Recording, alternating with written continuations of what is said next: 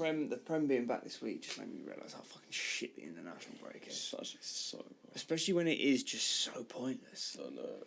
Like a friendly against Wales, and then we played Andorra. I didn't watch 1 minute of any of the international. We played Latvia. Sorry. Oh fuck me. I mean, I saw the goals just because. I don't think I did. When I'm so starved of football. Yeah, you need a bit of... like the little bit. I mean, because I think Eze scored and Saka scored, but I wanted to see what their goals. But yeah, man, it just makes you think, just like so club football, unless it's the World Cup, which I'm starting to think about the World Cup in terms of just getting excited. The World Cup's going to be summer. So good. The World Cup's is the best. Because it's just like you'll quite happily sit down and watch Uzbekistan versus like Cape Verde. I think the World Cup is my favourite football tournament / league there is. More than Champions League. Well, I think it means more. Yeah. It means a lot more to everyone.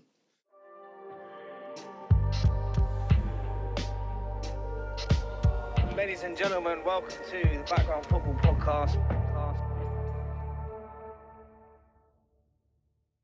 Ladies and gentlemen, welcome back to the Background Football Podcast, and we're here again, my co-host Frank. Hello. Frank, it's been a few weeks. Well, a couple of weeks. Yeah, a couple of weeks, but it's mainly been due to the international break. Yeah. And there's just not really been that much to talk about. I mean, we were thinking we could have done one, but then what are we talking about? Yeah. International football and the same stuff that we've been kind of saying. No one gives a fuck. No one. Yeah. I mean, I think we can safely say we're quite big football fans, and we don't give a shit. So that means no one gives a shit. Exactly. No, but we're the pinnacle. Yeah.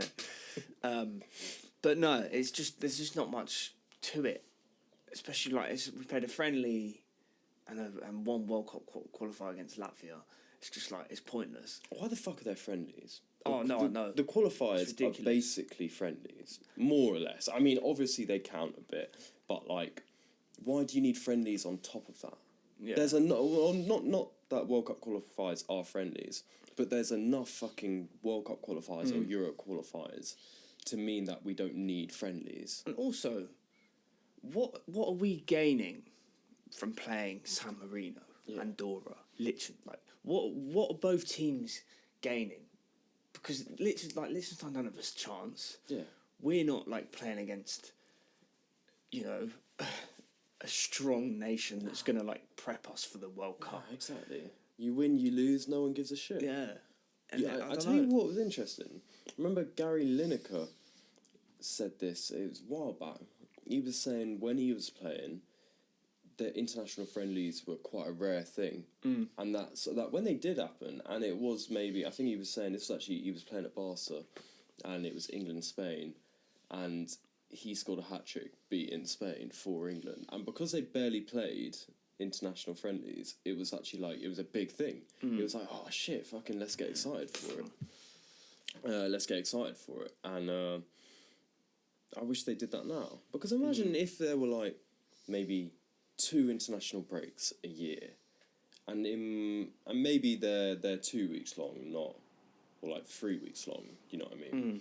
It'd be, and within that, you're playing England, France, or that, and you'd be oh shit, you actually get a taste of what it could be like at the World Cup, not just constant. Make the friendlies a spectacle. Yeah. And to be honest, even if it was, let's say, England, France, and both teams put up their second-tier team, it'd still be a good watch. It'd be a good game. Well, especially with, the context of England and France having, incredible squads. Yeah, right? It'd be interesting. You don't have to play your full strength 11, and you can still put out a team that would probably finish top 4 in the Premier League. Play that on 21s and just get a fucking good team. You know what I mean?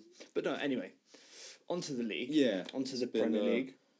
It's been a very interesting week. I can't lie. It's been probably, arguably, I think, biggest game week of the season in terms of what it means. I mean, obviously, we're a long way off, but I think... Yeah. I don't know. There's a few patterns coming in that we're starting to see, I think. And I think the sensible place to start will be with Liverpool. Yeah. I know we always seem to start with Liverpool, but They're because champions. they're the reigning champions. They've champions. almost earned the right to be the first topic of conversation on this podcast. They have. Arne Slot's big head should always be priority. But I mean, I watched patches of the game. You watched patches of the game.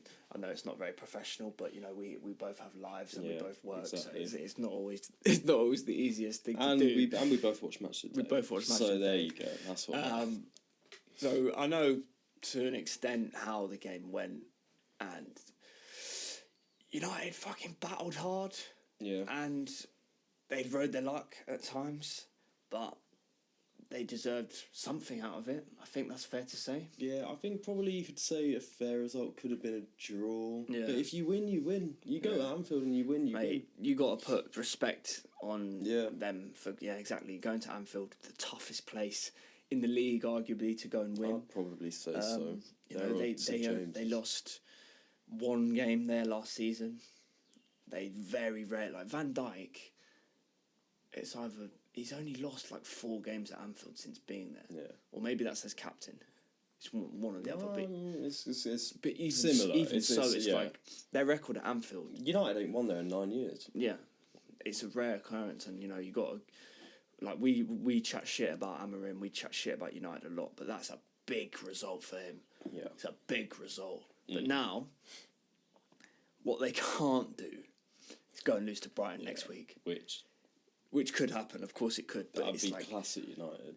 They can't lose next week. They need to get the ball rolling. If they do lose, it begs the question of like, are they ever going to get out of this thing? Because they've been doing this for years. Yeah. Years and years, 10 years. So, no, I don't know. It'd be interesting. But Liverpool, I don't know. It's not a good sign. Not quite clicking. No. Not quite clicking, is it? I think it's defensively more than anything. Yeah. Like obviously the attack is not clicking. They haven't found what's the right fit, so the best team. But defensively, they're not just on it. Sloppy.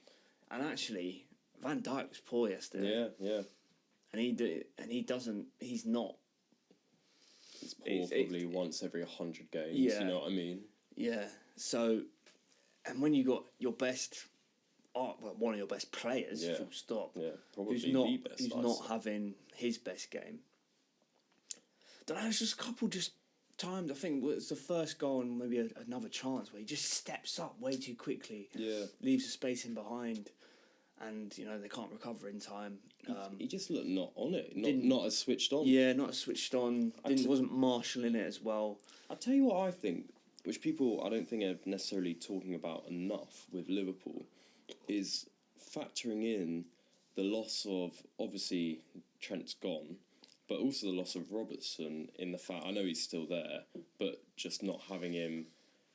Like, Trent and Robertson were stonewall fucking fullbacks for what, 6 years? 7 years. Like, losing that foundation and bringing in new guys. One, I think it disrupts just the balance of the defence, and two, the fullbacks ain't they haven't looked great. I mean, Kirk has struggled. Kirk has really struggled. Surprisingly, because I mean, we both talked about how much we rated him last season, and I thought he was going to fit in nicely. Same, I thought it would be his energy, his kind of tenacity, I guess. Yeah, I think a big part of why, at least me, I thought they were going to really get going was just that fullbacks kind of replaced, like losing Trent Robertson. I didn't actually see as going to be that much of a problem because I thought Kirk was going to hit the ground running. Frimpong, unreal. Bradley, great. But I think they haven't looked good, and I think obviously Trent offers so much going forward. And I think if you ask Liverpool fans, they'll, behind kind of gritted teeth, they'll be like, yeah, we miss him. Yeah. We miss his creativity. We miss his presence. Not defensively necessarily, but just on the ball. I think it's just involvement in the game as well. Like, it doesn't have to be pinging 60-yard passes or whipping a ball in for him to make a difference. Yeah, it could just be a cute little pass in the middle to free up some his space. Positioning coming in and his just like you said, his presence, his assurity. You know when he's getting the ball, he's doing something good with it and useful with it. And yeah, I don't know. And then going forward, I mean, the options that they have is ridiculous. At one point, you know, they had like Gakpo, Isak, Ekitike, Wirtz, and Salah on the pitch. Or maybe not quite. No, maybe it was all five. It was all five point. of them at one point, which is insane. Yeah. It's absolute insanity. Like, but at the moment, Slot needs to find his best 11. He needs to fit them in. Yeah. Because it's not quite working. No. But it's not that surprising. No. Because I remember before the season starting, we were kind of saying, like, there is a world where this don't work straight away. And at the end of the day, like, no matter if you bring in the best players in the world, you're bringing players in, it's a transition. There's going to be a transition of finding what fits. And I have no doubt that at some point they'll get it clicking. I just don't know when that point will be. Whether it'll be next season even, towards the end of the season, by Christmas, you don't know. But there's a transition happening. Yeah, because this narrative, there is like a narrative that's starting to come out where, you know, this is Slot's almost first season in a way. Yeah, where he's got some of his players in. This is his team now. This is his team, and he's trying to find a way to work it all out. And I think the problem is when you're champions and then you go and spend 400 million, there's going to be a lot of scrutiny. It's got to work straight away. Yeah. It's got to work straight away. And the signs have been there from the start of the season. Even when they were winning. Even when they were winning, they weren't playing well. And, you know, they rode their luck at times, but all teams do, right? Yeah. And, yeah, man, it's just... Isak hasn't looked quite at it yet. I'm sure, like, I have no doubt in my mind that once he starts scoring, he probably won't be able to stop. Yeah. Wirtz, we've spoken about him. He will work out. He will work out. They'll all work out, I'm convinced. But I look at him, I think the pressure, there's a lot of pressure on him, and he's struggling a little bit. Yeah. And I don't feel for him, but I do slightly. It's tough. Yeah. It's tough, but it was always going to be tough when you come in for 150 million, or, I mean, it was 150 million euros, I think, maybe. I mean, yeah. But a huge price, anyway. It's going to be fucking tough. It's going to be, and you move in countries we've spoken about before, that pressure, different, like, the speed of the Prem. I think he's really struggling with that a little bit. Just not as much time on the ball. You need to be on it, and you know, I think he'll come out of it, and I think it'll do him the world of good. I think he'll come out of it a better player. Yeah. But it will take time. Yeah, and even yesterday, right? United rode their luck. Like Liverpool hit the post like twice. Gakpo missed that header. Salah missed a few chances. There was that weird one where he kind of just like lazily kind of. It looked just a bit off. No, something's not quite right with Salah. He just doesn't really look that keen at the moment. I know what you mean, but it's maybe something to do with the chemistry of the attack. I don't know, but we'll see. I wonder as well if psychologically, the fact that they won the league last year. Went out in the Champions League. They're a historic Champions League club. I know they are also in the Prem, but I don't know, at least in my head, I associate them more with the Champions League. Yeah. Purely because they're European heritage, isn't exactly. It? It's just great. Like, that in itself speaks so loudly. And I wonder, is that playing some sort of role as well? Also, Diego Jota. Yeah, man. Like, big miss. From a real human aspect, these lot are all grieving. Yeah, I can't. They're all grieving. They've lost a friend, a colleague, a friend who they've spent more time with than their own families, most likely, over the last few years. And suddenly he's not there. Yeah, that's going to play an effect. And for the new guys coming in that didn't know him as well. Yeah, they're coming in, and these guys are all grieving. They're like, fuck. Yeah, I wonder what the environment's like at the moment. I think it's I don't think it's toxic. No, it wouldn't be toxic, but just off. There might just be an element exactly of just like just not feeling mentally great. No, I completely agree. I think not as many people have been saying that as a reason why they might not be quite at it. Yeah, and I think part of that is just the inhuman nature of football these days. I think it's that The expectation is just carry on, and it's just success, money, and you lose the fact that these guys are actually fucking human beings with every other problem, not every other problem, but same problems that a lot of people have. Yeah. Like money can't fix everything. No. Money and success. Yeah, exactly. Can't fix everything. Yeah. So it's interesting, and I think, I don't know now, will it click for them this season? Obviously, it's so early, but I don't know. Still a long way to play. Warning signs are most definitely there. Yeah, they need to go on a little run now. Yeah. Because they can't fall too far behind. No. Because suddenly by Christmas, if you're looking like 8-10 points behind, it's a long way back. Especially when you're looking pretty fucking strong. Should we move on to us? Let's do it. So Arsenal Fulham 5:30 kickoff on the Saturday. Not the greatest game of football I've ever watched, but got the job done. Set piece again. Like people can hate it, but at the same time, it's a weapon. You got to win how you can. If you can win by a set piece, then you win by a set piece. Yeah. It's how many times do you get a corner? Do you get a free kick? Do you get a long throw? You got to utilise it. No, I agree. And I think it's as much as I hate it. People can take the piss and say all this stuff. I almost take it as a compliment. Yeah. I agree. We've spoken about it a lot. We can't rely on it. That's the thing. I think the one fear with it is that, are you making enough from open play? Because you're not always going to be able to score from a set piece. Yeah, and I agree with that. And it's tough though, because we play like against like 10, 11 men behind the ball like every single match. Yeah. Like if you see Fulham, like I'm not like hating it because I'd do the same, but it's just like fucking compact. Yeah. Middle's just like put loads of men in the box, so you just trying to create chances out wide, and we did create chances from open play. Gokras had a few shots, Saka had a few efforts. Saka played really well, looked sharp, which is good.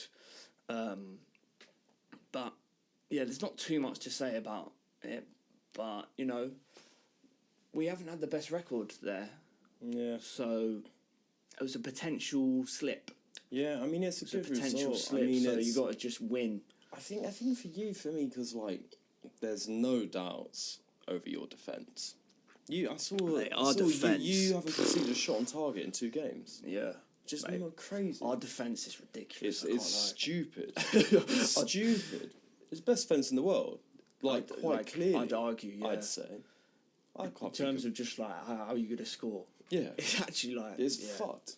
And that includes the midfield, like Zubimendi and Rice as well, in front of them. Like protecting them. And they've almost gone back, which I've noticed, it's almost a little bit more of a double pivot this season. Yeah. Where Rice isn't playing as forward. He's kind of like they're both, because Zubimendi's quite good a little bit further forward as well, where he can kind of find these slip passes. I feel like that comes as well with specifically to Zubimendi. Like you compare him to Partey. Like Partey was very good on the ball, but he was better defensively than Zubimendi, I think. Whereas Zubimendi he more dictates the play. Yeah. So sometimes, which I think works well for you, because like you said, Rice can sometimes slot in and do that dirty work defending, and Zubimendi can have a bit more freedom just on the ball, running the game. Yeah, because that's where you want him, right? Yeah, you want him keeping things ticking, keeping it tidy. You don't want him to be a destroyer. No. No. We have Rice for that. We have all of our we have the centre backs called Timber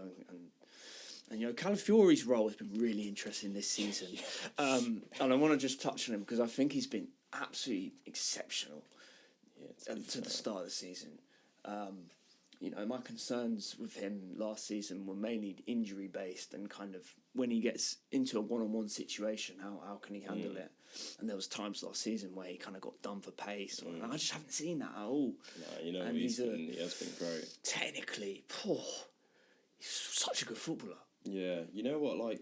I don't like him, but he is a little bit of a breath of fresh air in the sense that he's just He's just manic. He's a maniac. He's psycho. And Arteta's just... What I like, he's kind of just allowed him to be like, you can do what the fuck you want. And you're like, he just pops up, up front, pops up on the right wing, pops up here, pops up there. It'd just be a fucking nightmare. No. It's just like a little... I mean, do you see his finish? It's what a finish. He's such a weird fucking player. But he's good. He's fucking good. Like I was very skeptical on him, but this season I think because he's had like a actual proper run of games now.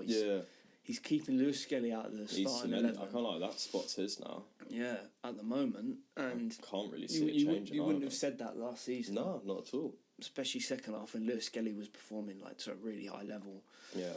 But yeah, Calafiori, man. I'm liking it. Yeah. I'm liking it.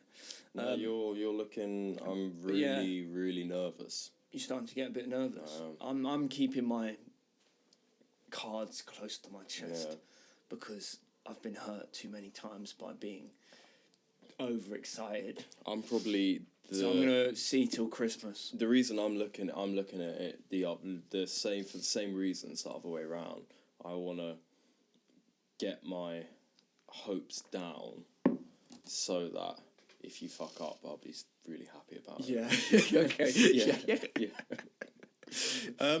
Yeah. So I think we touched on most of the things. And challenging you, I mean, we've spoken about Liverpool being off it. Can City challenge? Almost quietly little, going about their business. They shouldn't be dark horses, but they kind of are. Yeah. They really shouldn't be.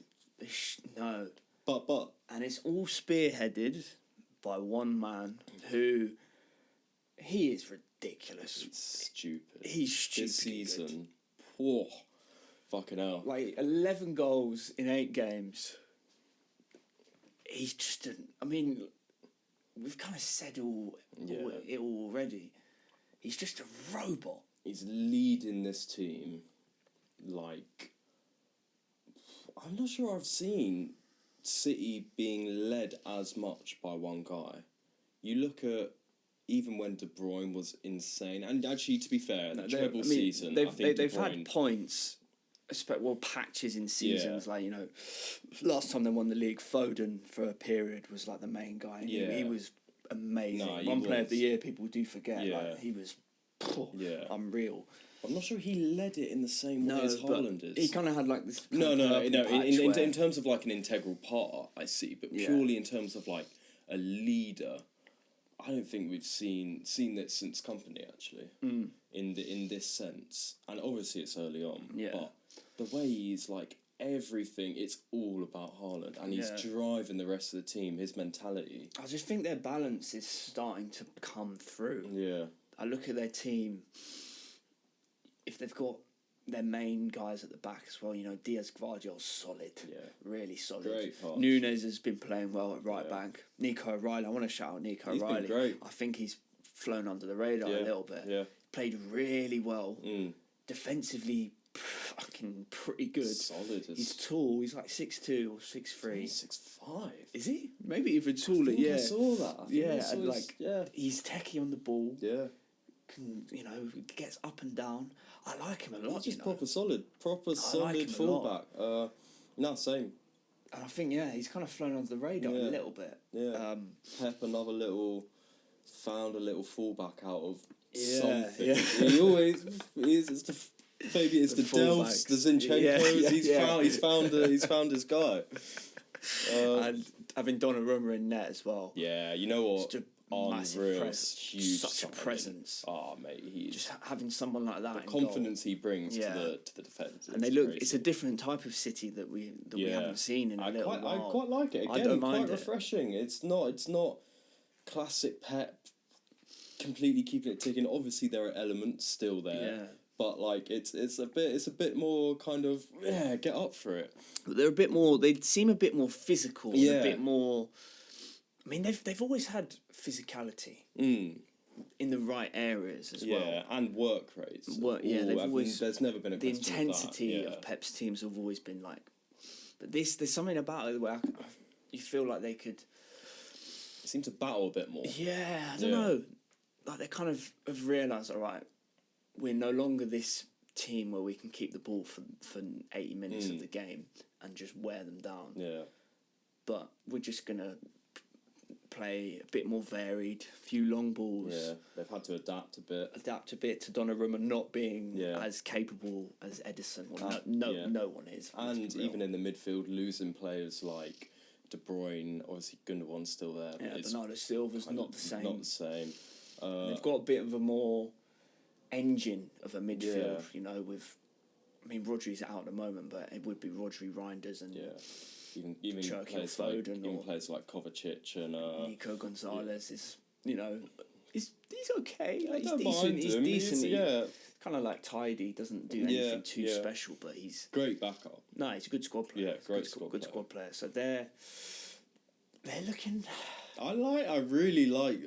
City are arguably my favourite team to watch in the Premier at the moment. Even though they're not as beautiful as they once were, it's almost I prefer it actually. Just watching them, and they've got. Yeah, it could be if they keep staying it, we could have a 3-horse race again. Yeah, which I like. I'd love to see City challenge. I really would. I think a lot may depend on if Rodri can get fit and stay fit. Yeah. Yeah, because it's a concern. It's a concern. Really is. The fact that he hasn't been able to, because he's already got injured like twice, and he's, you know, there's something not quite right with his body at the moment, and recovering from an ACL, you know, he's going to take time. Yeah, it's going to take time, and I put him first in the predictions. I put him as the most disappointing player. Did you? Wow. And not because he's not amazing. It's more just because the expectation was for him to slot in and then exactly the same. Yeah. He's not going to be. I tell you what I think. I think he might, unless he can get back up to full fitness and get back going, I wonder if he'll try and adopt a slightly different role where he has to run less. Yeah, and more dictating the game. And in a little bit of a sense how you could argue Pirlo was later in his career. In a sense, when he was more running the game and running it so perfectly, but running it like when Pirlo, have you heard that story when he couldn't use his right foot to pass for I think a couple games, but he still started. I was just like, I've just got to use my left because he was injured. In that sort of sense, where he could play a different role because he's obviously too good and too intelligent to not be a part of that team if he's fit. Yeah. Sweet. Should move on to the other game yesterday. We have to talk about it. I know. Spurs, Aston Villa. We were both at the game, weirdly. I wasn't there as a fan, I was working. So we were both at the game. Yeah. Fucking weirdly. But your thoughts? I mean, from my head, no. Your thoughts? I thought, first of all, shit game. Really? Yeah. I thought both teams were pretty shit, if I'm being real. I didn't think Villa were good. I didn't think we played well. I thought both goals we conceded were really, really sloppy, especially that second goal. The amount of time he had to slot a finish away was just stupid. Good finish. Oh no, don't get me wrong. Both their goals were great finishes. Rodgers' goal. You could argue Vicario could have done better, but either way, very harsh and good goals from them. But they should not be able to have those shots as easily as they did. Yeah. Like don't get me wrong. If we're rushing to get out and then he manages to squeeze it in, that's a different story. Both of them had all the time in the world to pick a spot. Yeah. And I thought it was really poor from us. And we didn't make chances. We didn't make any real... I mean, we had a few, but not clear-cut from open play. I thought generally our open play was actually quite bad. It was sideways passes, no real fluidity in the middle. It felt really rigid. And I don't know, I've noticed that a little bit over the past few games. Well, Thomas Frank isn't known for this expansive style of play, so it's not that much of a surprise. I agree. I don't think it is. But I do think you got to remember that you're not coming from a great place from last season. Okay, yeah, European trophy, amazing, but in terms of the league, like, you did finish 17th, so I don't think, you'd want to ideally challenge for Champions League. Of course. And I still think you have the capabilities of doing that. But I think it's just, maybe Spurs fans have realised, like, we ain't going to win every single game. It's going to be disappointing. And we have gotten ahead of ourselves at times. Just the one... And to be fair, I'm trying not to, like... I would have said, like, a draw. Like, it would have been great to win, but, like, realistically, where we are, a draw is probably, like, you'd be like, okay, decent result. Yeah, and Villa are still a good team under a really good manager. Yeah, and don't get me wrong, he made some great changes, actually. Emery. Yeah. Yeah. And I thought he actually, his in-game changes in the way he tactically set up was actually quite good, even though I don't think they played that well. You're doing a lot of long throws now as well. Fucking long throws can fuck off. I'm sick of them. Hey, you lot are fucking hypocrites. Taking the piss out of us. And then suddenly, you're doing it. Everyone's doing it. They piss me off, though. Arteta's changed it. They're really not that great. Like... I think it's like every now and then one will work. And it's just like, come on, you don't... Not also, every time. Yeah, a variation. I don't mind if you swing and fucking launch a ball in every now and then.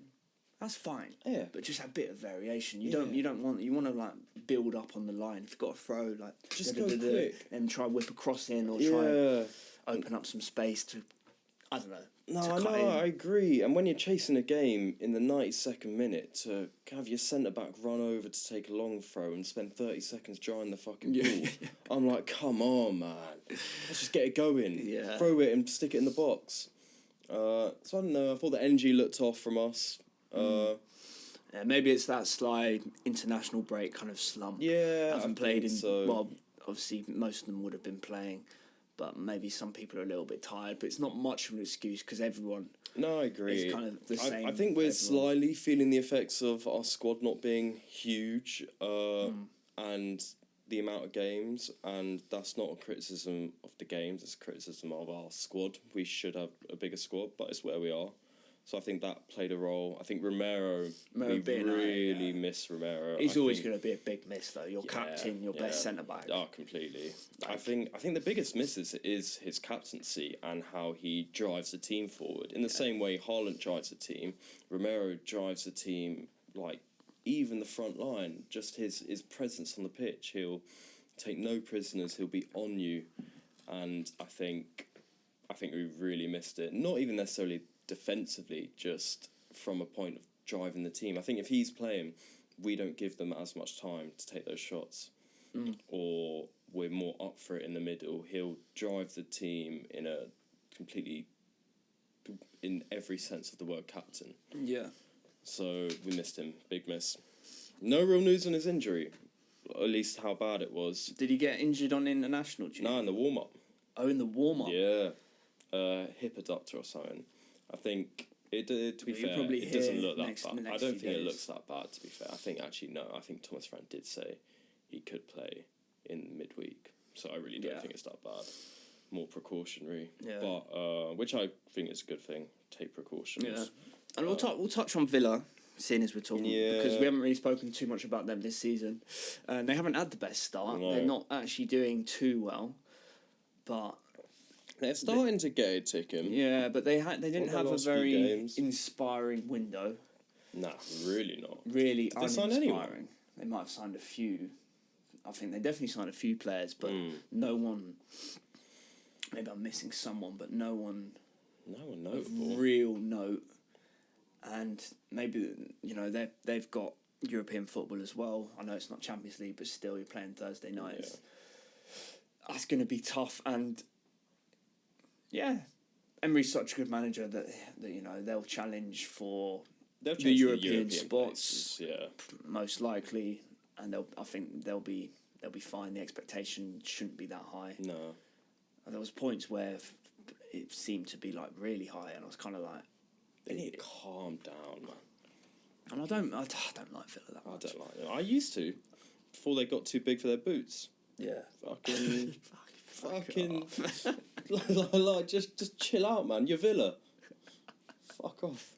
Coming for a Spurs fan. Fuck off. No, we're European champions. Mate, you lot are so shameless.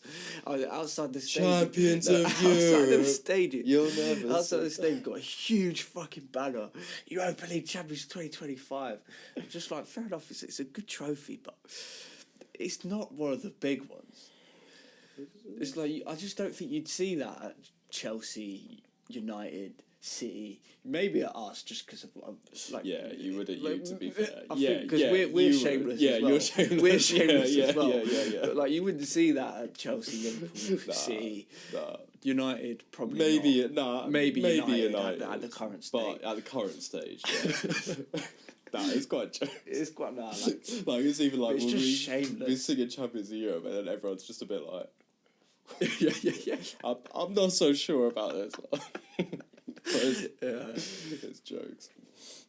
But now Villa, I think they'll be alright. Yeah. Fucking Newcastle, they have not had the best start at all.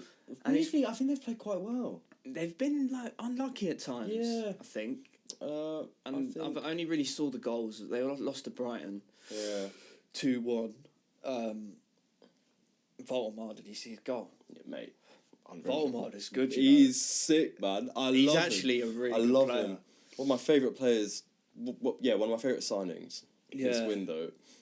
Because he's so unorthodox. I love it. He's like, he's techie. Peter Crouch rebirth. But he's like, I don't really. But to be fair, Peter Crouch did do he like these not sort bad. of things. He was not bad with his feet. Yeah, but he's like, it just looks a bit gangly. Yeah. I like him. I really like him. I don't. No, I don't dislike him. I like as a player. I really like him. He's kind of his hold-up play can bring others into play. Yeah. He's good, man. I mean, Newcastle will be fine. I don't know. They might struggle with the Champions League just with their squad. I don't know. Maybe not being big enough. And they need to get it going. They need to get a few wins. If they need to get the wins, it's like, because whenever I see them, I feel like they play well. Like against you, I thought they were decent. Against Liverpool, I thought they were really good. Yeah, especially with 10 men. Yeah. Like I think they've played quite well, to be honest, this season. I think they have been unlucky. And just their midfield is... Yeah, midfield's good. I'd argue one of the best in the league. It depends what you want in a midfield. Yeah, it's true. Because I think the way that Newcastle play, it's very high intensity energy, and they've got three just kind of bruisers in midfield. And for them, that's stylistically, like that's how they play. Yeah. Like it works so well. But I do sometimes look at it and like, it'd be good to have an option off the bench, if anything. Look creative. Little small like Spanish midfielder who could kind of like come on and start like dictating things. I know what you mean. I tell you what I think. I think it actually works. It works really well for a big night at St James against a top team. Yeah. To make it hard to play against. But I think it's to their detriment when they're playing the smaller teams who just set up shop. And because people like teams will do that against Newcastle because they know that all right, these lot are a top 6 side in terms of league position. Yeah, let's just stay away from their game. Yeah, and just try and they've been struggling against the lower teams, if you will. Yeah. Well, Brighton are a good side. They'll give anyone a game on their day, and so Sunderland picked up another win. Yeah. They're fucking starting the season with a bang. Sunderland, man. Started the season with a bang. Granit Xhaka, fucking... What a signing, man. Unreal. What a signing. Arguably best signing of the window. I think if they stay up, he'll have to go down as the best signing. Yeah. And they've started so well. I think they're on 14 points already, which... I was about to say you're almost halfway there. You're not halfway there, but like... Halfway, but... You're like a third of the way there to staying up already. Yeah. And... Yeah, man. They just... He's a good manager, what's his name? I can't remember. Lebris? Yeah. Lebris? Something. Something like that. Lebris. But he's because they're pretty like well drilled. Yeah. They know what they're fucking doing. Yeah, they're kind of... They're not just they don't seem like a championship side coming up and they're just a bit like, shit, each game, like, fuck, let's just try and scrape a point. They're like, they know what they're fucking doing. And the instructions. Yeah. And I think, you know, with Xhaka, they've got that balance of like, right, we don't just have a team full of big fuckers who we're just going to try low block and just, as you said, scrape points. Yeah. We're actually going to try, like, be in the game more, have some control of the ball. And don't get me wrong, Wolves are struggling. Can't lie. They're struggling, and they might be in trouble. Could be in a bit of trouble. They might be in trouble because they've been awful. Yeah, really. I could see. Awful. And Pereira might be on the way out soon. I think it could be their time. I think you look at... It's just got that feeling of like... Yeah, and progressively each year, they've been kind of like... You look back from Nuno, decent, solid team. Progressively, they've lost pretty much all their top players. And losing Cunha, that spark in the middle, Al-Nouri, just that little bit of quality. Yeah, even last year, you look at last year, without Cunha, you'd argue and Strand Larsen hasn't really hit the ground running yet. He hasn't. Yeah, I feel like he hasn't got the players to kind of feed him. Yeah, because he's a good player. He's good. I like him. I think if they get relegated, he'll get snapped up by a lower Prem team, and he'll do well. Newcastle were after him, weren't they, for like 50 odd mil? Reminds me a little bit of Mateta in a sense. That sort of. I mean, Mateta's better. And has hit the ground running, but like Mateta a couple of years ago, sort of like there's a player there. And he's young as well. I think so.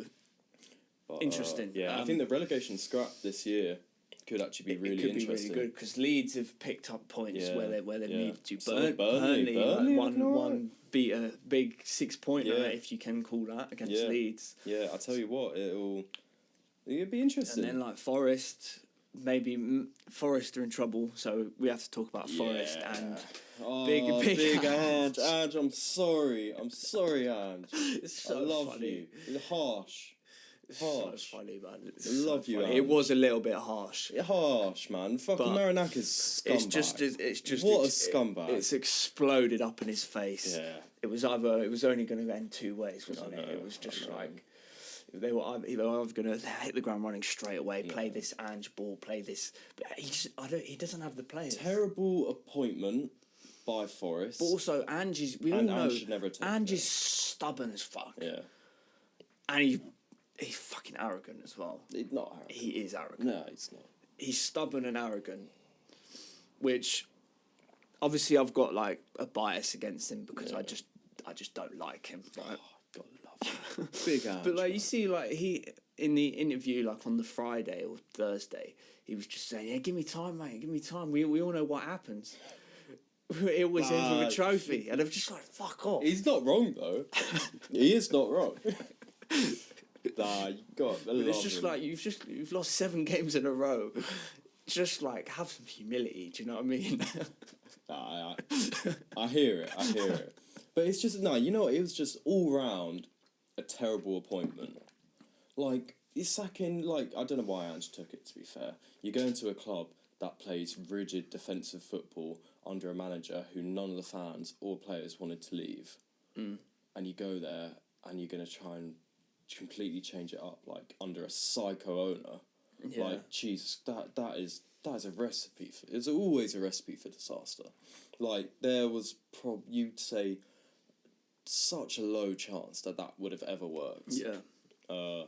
Marinakis is a scumbag. Fuck that guy. He is. Like he's a proper he's scumbag. Like a mob boss sort he of character. Fully is, but like just scumbag, man. He thinks he's sick. What the fuck has he done? Cunt. Really, it pissed me off. Yeah. And apparently they're moving in for Sean Dyche. Yeah, good appointment. Good appointment. God love Sean Dyche, man. Yeah. It'll if they get him, they'll be fine. You know what? He's probably the only manager that I feel like he'll hold his own against Marinakis. Marinakis ain't doing shit to Sean Dyche, man. Fucking yeah.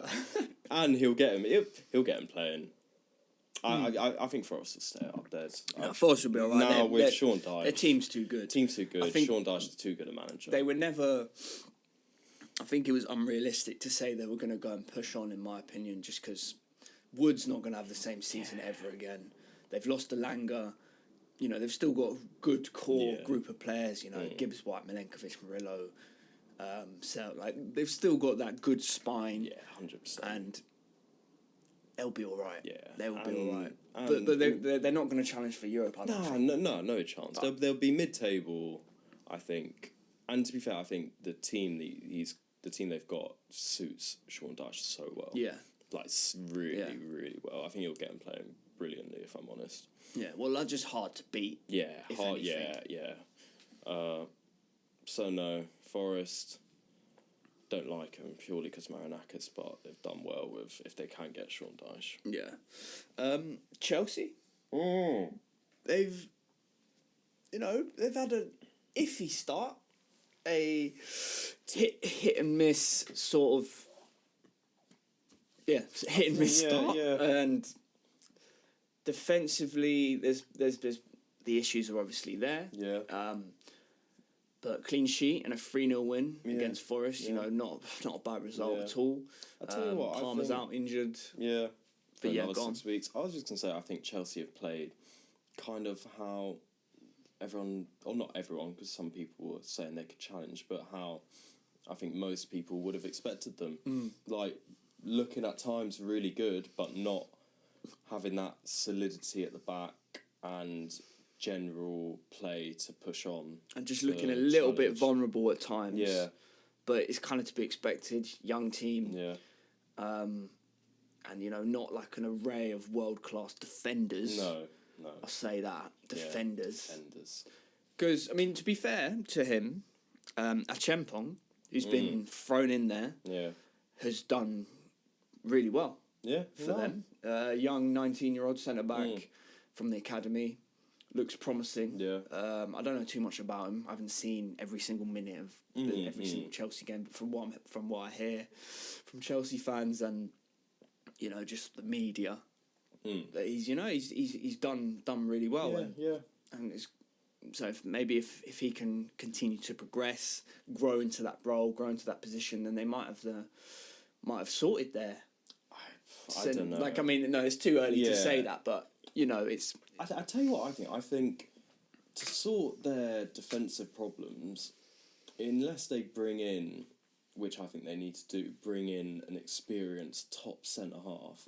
Unless they can do that, I think they could get there. But in a few years, like Achempong, he's 19. Colwell's still young. Like they need a few years. Fofana can't stay fit. Exactly. Chalobah's all right. Yeah, but like they could only get to a good point in a few years. I feel like each of those players also needs a top leader and a top centre half to bring them forward and learn off. Like if they still have Thiago Silva. Yeah, I was saying this to Lala the other day. I was like, mate, if you still had Thiago Silva, he'd be starting every single game, and you'd be looking like really good, and he'd make all the other centre backs so much better because they'd learn experience. off. Oh mate, he'd still do a job. I'm convinced he would still do a job. In the Club World Cup, he was fucking he was unreal. Love Thiago Silva. Mate, he's actually what guy. He should go like he's underrated. He's criminally underrated. I think. I also before he went to Chelsea, I completely didn't really think of him as one of the top centre halves in Europe. I always knew he was quality, but not as good as he was. I think it's when there's this weird perception with PSG because you only really see them because they're always going to win the French league. Yeah. It's not like you could put me in their back line, we'd probably still win the French league. Do you know what I mean? Do a job. Do a job. But because it's so like normal for them to be successful. That when you kind of don't really appreciate, I think the same thing happens kind of with Marquinhos. Like Marquinhos last season was like one of their best players. Yeah, he's one of the best centre backs in the world, but you don't really hear it. You don't when you think of the top centre backs, you're like, I don't know, you don't really think of him, and you think Marquinhos. Oh yeah, he's great, but don't think about it. He's top tier. Yeah, unreal. Absolute top tier. He could go. You could argue top any three. Club, he'd start at any club in the world. You could make an argument that he's top 3 centre backs in the world. Yeah, I think quite easily. Yeah. He'd start at any club in the world. I can't think of one club he wouldn't start at. Nah, he'd start over Saliba. For me, he'd start over Saliba. Oh, Marquinhos and Gabriel. Yeah. Oh, well, that's Brazil's back line. Exactly. I'll tell you what. I'd love Brazil to win the World Cup, actually. That would be good. That would be sick. Isn't it? Nah. Neymar? No, I don't think he's in and around the fold. It'd be they good should with one stick him in the dance. squad. They should stick him in the squad. Yeah, that would be good. We had Messi's one last dance. Mate, now we've got Neymar's one last dance. If he can do it. If he could do it, it honestly brings so much joy to be to fair, my life. If it weren't England, Brazil. I wouldn't mind that. Gabby Martinelli wins it. Fucking cut. Yeah, you got Charleston as well. Yeah, Richie up top. New R9. Gabby Jesus. Oh, brilliant. The 3 Gabbies. Yeah. Anything else to touch on? I think we kind of spoke mostly. I think we've kind of got everything. There wasn't too many massive other talking points. Champions League this week, some decent games. We've got playing Atletico tomorrow. Yeah. Who do you have? Monaco. Yeah. And I can't remember the other games, but it's great to be back. Yeah, great Champions League's back. Football's back. Yeah. We're flying. And we'll wrap that up there. Yeah. Yeah, perfect. So, thank you guys for watching as always. Please like and subscribe. Leave a comment as well. Yeah. And we'll see you next time. We'll get back to you in the next week. Ladies and gentlemen, thanks for watching the Background Football Podcast.